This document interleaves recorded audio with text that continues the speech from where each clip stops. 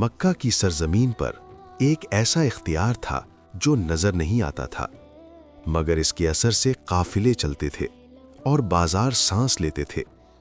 یہ اختیار دولت سے آگے تھا، یہ پاکیزگی تھی، ایک ایسی سوچ جو اندھیرے سودوں میں بھی روشنی بانٹتی تھی۔ سفر شروع ہوا اعتماد سے، ریت کے سمندروں میں ایک سچائی کی راہ بنی جس کی رہنمائی انسان نہیں کردار کر رہا تھا۔ پھر دو سچ اکٹھے ہوئے، بغیر چہروں کے، بغیر لفظوں کے، صرف تقدیر کے فیصلے کے ساتھ۔ کوہ ہرا کی خاموشی میں رات نے گواہی دی کہ کچھ بہت بڑا آنے والا ہے۔ خوف کے لمحے میں پناہ ملی، سکون ملا، اور دل کو یقین نے ڈھانپ لیا۔ یہی وہ لمحہ تھا جب ایمان نے پہلی بار زمین پر قدم رکھا، خاموش مگر ناقابل ہلاکت۔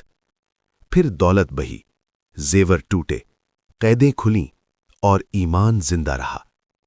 وادی کی سختی میں بھوک، تنہائی اور صبر نے امتحان لیا، مگر روشنی بجھی نہیں۔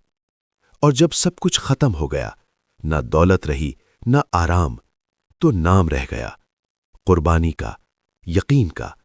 حضرت خدیجہ رضی اللہ عنہا، وہ عورت جس نے سب کچھ دے کر اسلام کو اس کے سب سے نازک وقت میں سہارا دیا۔